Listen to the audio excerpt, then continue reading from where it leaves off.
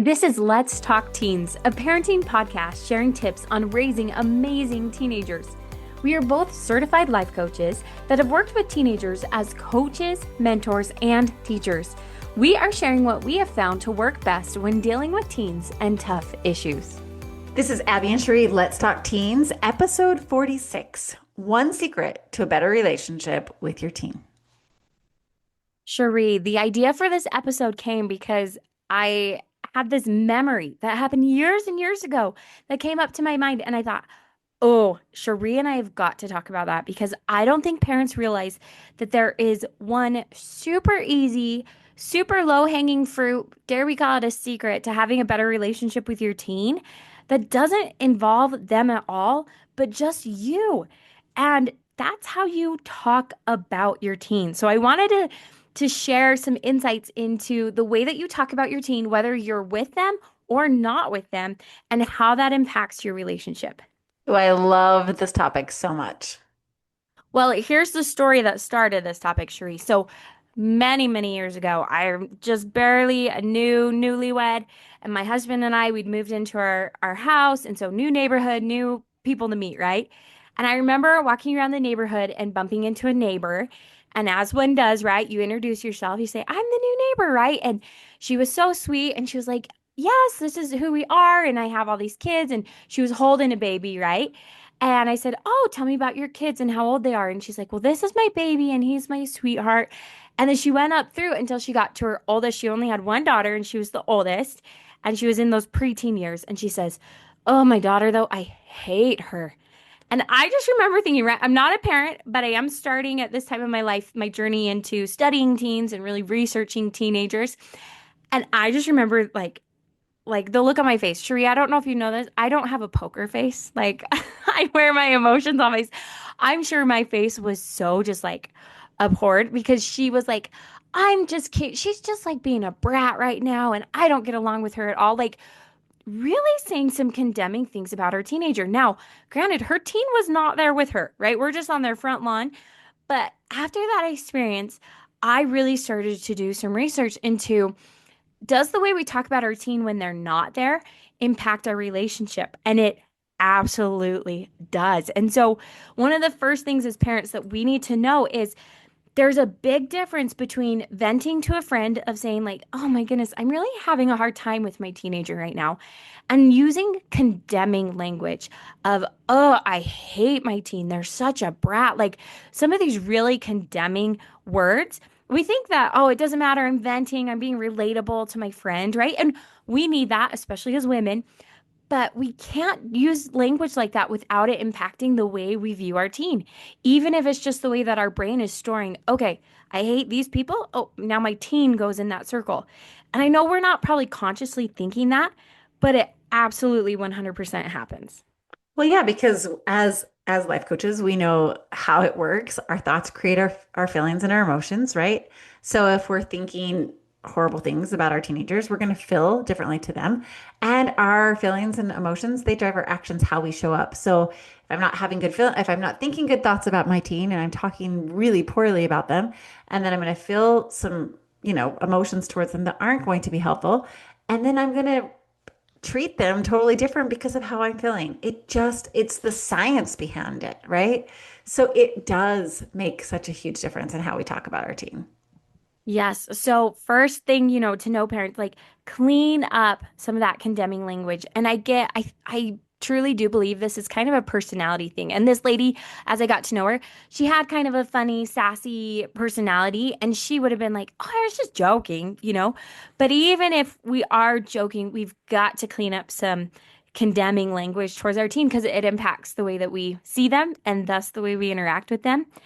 And the second thing, and this is true even if they're not there, but especially if your teen is in earshot, brag them up to other people. You just need to share the best things about your teen, brag them up to other people. There's something about hearing somebody brag about you and you're not even like in that circle. Maybe you're talking to grandma and you're saying, oh my gosh, can I just tell you all the wonderful, like how good my daughter did on this test? And she's, in the other room, but she can hear. It gives so much credit to your words that your teen is just going to cherish that. Amen and amen and amen. Because really, we rise to what people say about us, or we fall to what people say about us. We become like what we're thinking about ourselves. And if we hear someone just praise us, we're gonna be like, oh, I really am amazing, and we're gonna rise to that. And if we hear someone saying how horrible we are, we're gonna be like, oh, that's who I am, and that's who we're gonna also become. Oh, I couldn't say like amen one more time about the praise your teen, especially when they can hear it. It's so good. Well, and even using language, and I get like this might have to be something really new that we're trying on as parents, right? So you got to find maybe the phrases that work for you. But I remember my parents saying things like, my kids would never do that. Like, here's an example. We went to like the splash pad and some kids were like yanking on these trees. I'm a tree lover in my soul. And so I just remember as little kids, my parents would be like, "Oh, you know what? Like that's not okay what's happening over there." And I just know you guys, you're so amazing and so responsible. I know you would never do that, right? Now, had we ever had the chance to really prove ourselves in that? No, but now all of a sudden I'm like, "Oh, yeah. No, I would never do that, mom and dad," right? Or I'm going to rise to that occasion of my parents know I'm really good at school or they think I'm really responsible and I'm going to own up to that. So brag, brag, brag about your teen. Um and then even if you're like, well, guess what? There's nothing I can find, right? That I like could brag about my teen. They're giving me so much trouble, right? All those things. Even to yourself, find their best qualities to focus on. And if you're really struggling with your teen, I want to encourage you to reflect back on some of those like silver lining moments when you saw them do something. Maybe it was as little as you guys were walking on a Sunday walk and they picked up a gum wrapper that was on the ground. Focus and relive that memory over and over in your head and go, oh my goodness, I am a good mom. Like, right? I taught him to be so amazing. Oh my goodness, look how responsible my teen is for picking up that gum wrapper. And just relive and focus on those memories so that we can invite ourselves to like look for the good in our teen, even though I get they might be really frustrating right now, right? They might be really going through a phase, but focus and relive and savor those memories where they really did something great. There's a story of a mom who was really struggling with her teenage son so much. And, she just noticed that she was focusing on everything he was doing wrong. And she was finding more and more evidence of everything he was doing wrong. And she was told, that same thing, like, I've got to find something he's doing right. And she was struggling so much. And the thought came to her to go into his room in the night, in the middle of the night when he was asleep, and listen to him breathe. And her thought was, he's really good at breathing. And I know that sounds so silly, but she knew it was important for her to find something that he was doing right or doing well. And she said she just sat there and was like, and really quietly, because he was sleeping, nice breathing, son. You're breathing so well. I'm so proud of how you're breathing.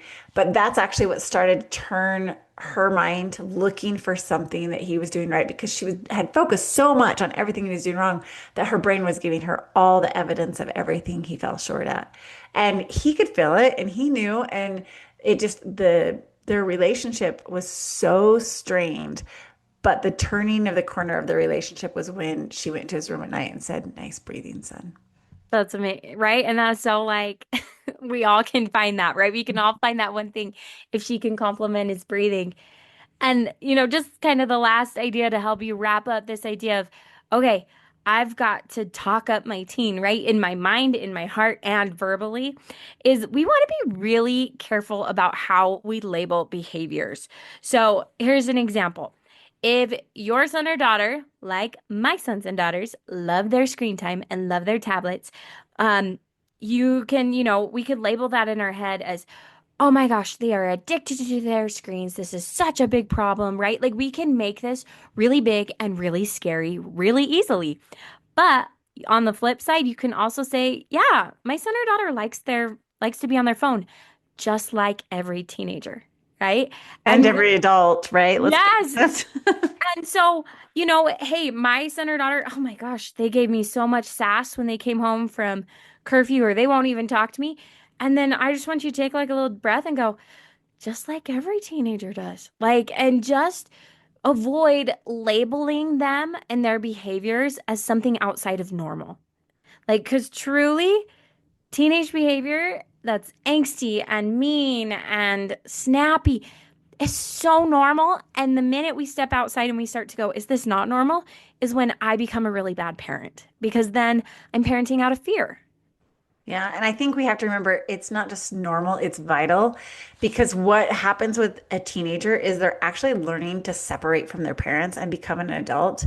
And for that separation to take place, they need to kind of kick back a little bit. They need to fight the rules a little bit sometimes. They need to argue with you or disagree because they're learning to find their voice and they're learning to find their independence.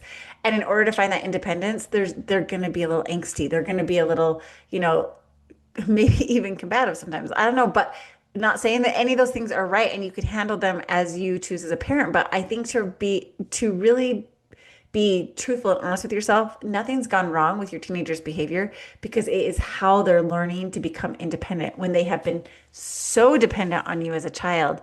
This is the way they're going to launch. This is the way they're going to create their own life is to kind of separate from you. And it feels painful and it feels wrong, but it actually is like the best thing that can happen. And so when we can look at it in that view of like, oh, they're gaining their independence instead of they're fighting against me, it's also easier to have better thoughts towards them of like, oh, they're doing this really well. Like they're doing it just the way they need to. Well, and Cheree, sometimes, you have parents, maybe they'll say, or you can like witness a parent who's really good at one stage of parenting. So I really love the newborn stage. Like, I love that stage probably because you can put them on your bed and they don't move, right? But like some people thrive in that, and some people, that's their hardest stage of parenting, right? And some people are so good with toddlers. And the parents that I know that really thrive and love that teenage stage have figured this out, have figured that guess what? This is all normal behavior. And the way I view it, the way I talk about it, the way I talk about my teen makes a huge difference. So, parents, we hope this helps you out. We hope you can take this little secret, run with it, tell the world about it, right? We want you to tell every parent, like, talk up your teen, even in, venting. And I hope like, we all need to vent. We all need that person that we can say, oh my goodness, like for me, it's my mom. My kids were so hard today, right? But not using that condemning language, but instead talking about their actions in a way that's normal and is not condemning, and that we can still find the good about them. So, parents, best of luck to you, and we cannot wait to see you in our next episode. Thank you for listening to Let's Talk Teens with Cheree Murdock and Abbi Winslow. If you are looking for more tips to help your teenager, here's where you can find us. You can find Cheree Murdock on Instagram at Cheree Murdock Coaching or on her website, ChereeMurdock.com. You can find me, Abbi, on Instagram as Abbi Winslow or on my website, AbbiWinslow.com. Please rate and review our podcast and share with a fellow parent. Thanks for listening.